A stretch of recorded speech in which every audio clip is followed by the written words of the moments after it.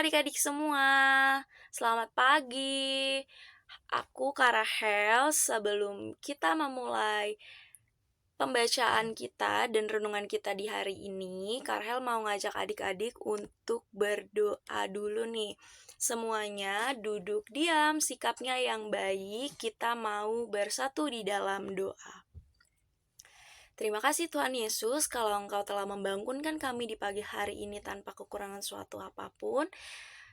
Bapa, sekarang kami ingin membaca sebagian dari firman dan ingin merenungkannya. Tuhan, biarlah Engkau yang memberkati dari awal, pertengahan, hingga pada akhirnya. Terima kasih ya Tuhan Yesus. Amin. Adik-adik, Kak Rahel akan membantu membacakan firman Tuhan. Adik-adik boleh juga membuka Alkitabnya yang terambil dari 2 Timotius 1 ayat 15 sampai 16. Adik-adik boleh membacanya dengan orang tua adik-adik atau adik dan kakaknya ya. Karel akan membacakan, engkau tahu bahwa semua mereka yang di daerah Asia kecil berpaling daripadaku termasuk Figelus dan Hermogenas. Tuhan kiranya mengaruniakan rahmat-Nya kepada keluarga Onesiforus yang telah berulang-ulang menyegarkan hatiku. Ia tidak malu menjumpai aku di dalam penjara. Demikian firman Tuhan. Karel ingin membacakan renungan sedikit nih untuk kita di pagi hari ini. Jadi judul renungan kita hari ini adalah Jadilah Seperti Sahabat. Sebelumnya Karel mau tanya buat adik-adik, siapa sih yang punya sahabat atau teman? Pasti kita semua punya ya sahabat ataupun teman. Di sekolah minggu, di rumah kita, atau di sekolah, atau dimanapun kita berada, pasti kita punya teman atau sahabat kita ya, orang terdekat kita selain keluarga. Nah, coba deh adik-adik pikirin, kalau misalkan teman atau sahabat adik-adik tuh lagi ketemu nih, misalnya lagi sekolah minggu atau lagi sekolah ketemu, terus dia yang darinya biasa ceria, biasanya fun, terus tiba-tiba sedih dan jadi menyendiri gitu. Apa sih yang adik-adik pikirkan? Nah, pasti kan kita bertanya ya, kenapa ya kok dia kayak gitu kan, seperti itu. Pasti kita ada rasa ingin tahu untuk tahu nih keadaan teman kita tuh seperti apa. Nah, jadi nih, aku mau cerita dari firman yang telah kita baca. Karel tuh mau cerita tentang Rasul Paulus. Jadi, Rasul Paulus itu di firman yang kita baca itu berada di dalam penjara. Wow, adik-adik tahu penjara nggak sih? Penjara itu kan tempatnya para penjahat ya. Betul banget. Tempatnya para penjahat, orang-orang yang berbuat dosa, hal-hal yang tidak diinginkan oleh Tuhan, seperti mencuri, hal-hal lainnya, ya kan? Nah, kok Rasul Paulus bisa ada di dalam penjara ya? Jadi Rasul Paulus itu masuk di penjara bukan karena salah dia. Terus salah siapa dong kak? Kok Rasul Paulus bisa masuk ke dalam penjara sementara dia nggak salah? Sedangkan orang-orang yang masuk di penjara adalah orang-orang yang berbuat salah. Ya betul adik-adik. Rasul Paulus masuk ke dalam penjara itu karena orang-orang menuduh Rasul Paulus berbuat jahat.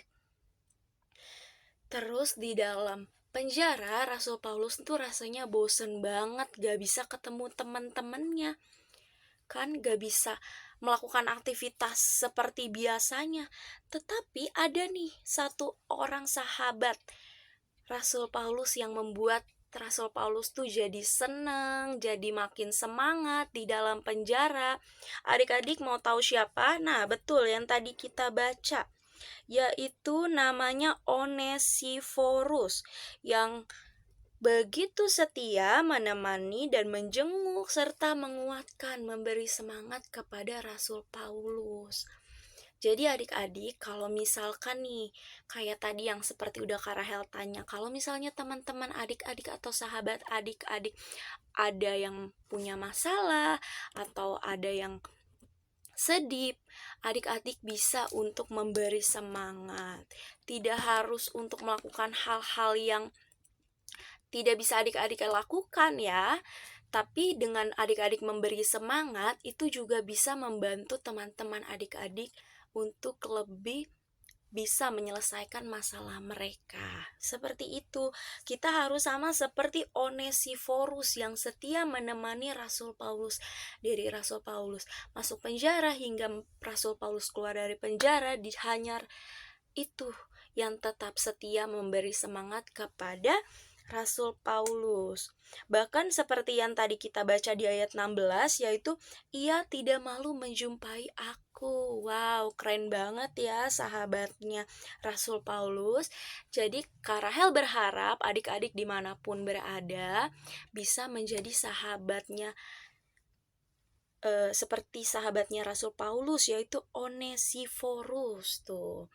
Jadi memberi semangat untuk teman-teman kita ataupun sahabat-sahabat kita, bahkan keluarga kita sekalipun juga boleh banget. Siapapun yang ada di sekeliling kita, kita memberi semangat, itu pasti akan membantu mereka lebih semangat lagi dalam keluar dari masalah mereka yang mereka hadapi. Jadi seperti itu ya adik-adik untuk firman kita hari ini, renungannya. Kak Rahel harap adik-adik bisa melakukan dan menerapkan di kehidupan adik-adik selanjutnya. Kak Rahel akan doa penutup untuk kita semua. Semuanya boleh sikap duduk dan doa yang baik. Kak Rahel akan pimpin kita dalam doa. Terima kasih Tuhan Yesus kalau kami sudah mendengarkan dan merenungkan sebagian dari firman-Mu di pagi hari ini. Biarlah Tuhan menjadikan kami agar kami bisa menjadi Onesiforus, agar bisa melakukan sama seperti apa yang dia lakukan kepada Rasul Paulus, memberi semangat untuk orang-orang di sekeliling kita dan selalu membagikan hal-hal yang positif. Biarlah ya Tuhan membimbing dan menyertai hari ini dari awal, pertengahan hingga pada akhirnya, dari pagi, siang, sore hingga malam hari nanti. Terima kasih ya Tuhan Yesus. Amin. Terima kasih adik-adik semuanya. Selamat beraktivitas. Tuhan Yesus memberkati kita semua.